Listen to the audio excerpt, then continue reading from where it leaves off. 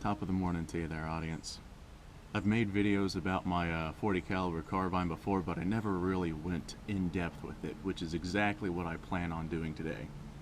The one I have here is 40 S&W. However, High Point makes all different types of carbines. They got the 9mm, 10mm, 40, 45, ACP. They have a lot of different caliber carbines out there. Originally, the rifle was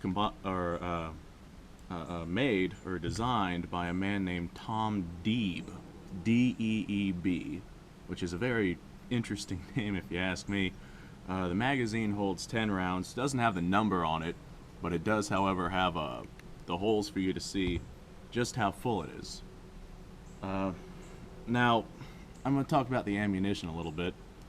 40 caliber S&W. This was designed back in 1990 for use of law enforcement, specifically the FBI. I have two different types of 40 S&W. This is a 10mm by 22mm, which is what S&W is, or the 40 S&W. It was designed to replace the 9mm bullet, keep the 9mm size, but still have a 10mm diameter of the bullet casing. Now, I have two different types of bullets, copper-headed and brass-headed. Each fires out of this carbine just fine. This carbine is a very interesting and cheap way to have a nice rifle without breaking bank. It's blowback operated. It's got a very simple pullback switch right here. Pull that back, receiver goes in, ready to fire. Holds 10 rounds. Magazine drops very easily. The mag drop is right here on the side along with the safety. You got a little rail system right here in case you want to integrate some sort of grip or whatnot. You have adjustable factory sights, however these sights can come off, exposing a second grip, or not grip, exposing a second rail system in case you want to throw on a scope or whatnot.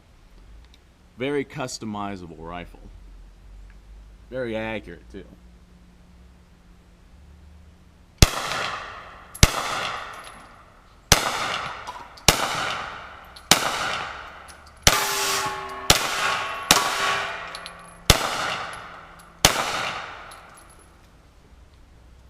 Locks open whenever you're out of ammo. Now, I just fired my cheap ammo and showed that this rifle has absolutely no problem firing cheap ammo. Something I didn't get into, on the actual barrel itself, it has another rail system underneath in case you want to add like a laser sight or a flashlight or want to be tactical in a sense. Alright, our next thing I'm going to do is I'm going to load these brass casings. I only got 3 with me right now. I'm going to load these brass casings on the top, so we're going to have 3 brass casings, and then the rest I fire are going to be these little steel casings, and I'm kind of curious to see what the difference is going to be. Now these guns here, they're designed with all different types of polymers and different types of alloys. They have a very nice finish on them, but they're designed with a cheap material to keep the weapon actually, you know, cheap production, oh god, to keep the weapon cheap production and affordable for the consumer, which is why these are some of the cheapest carbines you can buy on the market, and I haven't had an issue with mine since. I've stuck about 5,000 rounds through it so far, hasn't jammed up once.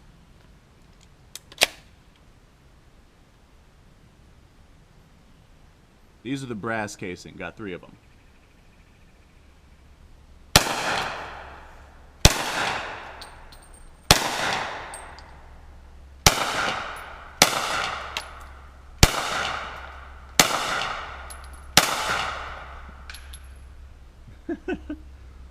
I'm not sure how well that picked up on audio, but there is a definite, clear difference in the sound that they make traveling through the air.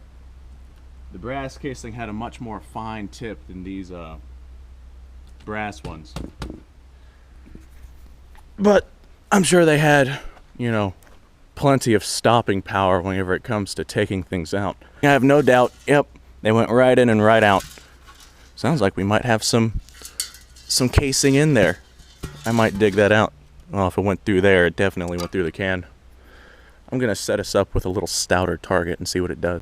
Now the sights on this thing, they're a peephole sight on the rear and a rounded sight in the front. It's very easy to aim this thing. Like, a child could probably do it. I have a setup with a peacock over there, which, no, I'm not gonna shoot the peacock. You guys can relax. I like my peacocks. Get out of the way, Kevin. Kevin's in the way. Kevin. Hey, buddy. You gotta move, man. Get out of here. Freaking peacocks. I got like 6 of them. A ridiculous amount of peacocks. So I got a couple of bricks up there, and I have absolutely zero doubt that this thing is going to chew right through those bricks like they're not even there.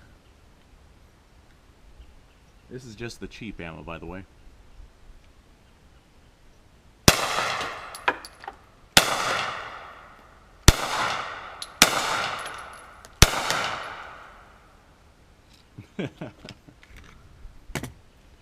To lock the slide open in this thing, since a lot of people can't really see it all that well, and we get up and close, to lock the slide open, our little receiver head back here just pushes right into the receiver slide here. And just like that, it's locked open. Now this is kind of irritating whenever you're trying to fire and it catches there. It's kind of like a design flaw because it's very loose. It just wobbles around all over the place, as all high points do. But for a fourth of the money of a carbine of, you know, some other brand, it's not bad. For a minor flaw like this, it's not bad.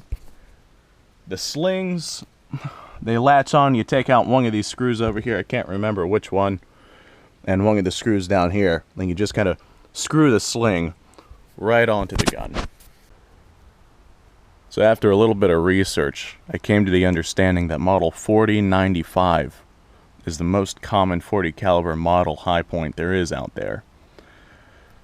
I'm not sure how many other companies make these different carbine calibers, but I know that High Point is one of the more popular ones. Kel-Tec as well, but High Point is definitely doing very fantastic with their carbines, with how cheap it is, with how reliable it's been, and with how beautiful it is. Like, I've seen the Kel-Tec carbines, and they look like pipe guns with handles. Normally, the bulkiness of a High Point on a pistol is absolutely terrible. However, the bulkiness, whenever it comes to a carbine, is much better than the pipe cannon that other companies are trying to sell us. Hey, Kevin, don't go over there. Alright, Kevin brought his brother. Freaking peacocks, man. I swear, one of these days, Kevin, there's a third one. What the hell? It's like they can smell the fear. There's a fourth one right over there. There's a fifth one. There's 2 of them over there in the barn. There's a lot of peacocks around here. Anyway, audience, I hope this was informative. If you want to stay informed about all different types of guns, I'm doing reviews on basically everything I got. And then some. Once I run out of that stuff, I'm probably going to start doing reviews on things I don't have. If you want to stay in the loop of all this stuff, like, subscribe, and share. Share it with your friends, family, neighbors, aunts, uncles, that crazy guy down the street. Go down to the hospital, share it with some people there. I'm sure they'll enjoy it. But you guys go and have a fantastic